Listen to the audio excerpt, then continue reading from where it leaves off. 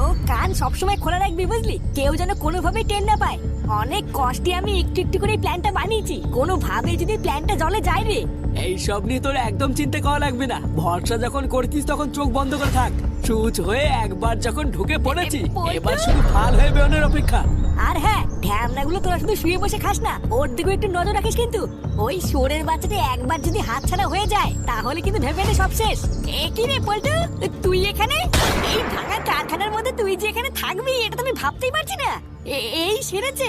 ফুটো এখানে কি করছে? ও মনে হচ্ছে আমাদের সব কথা শুনতে পেরে গেছে রে।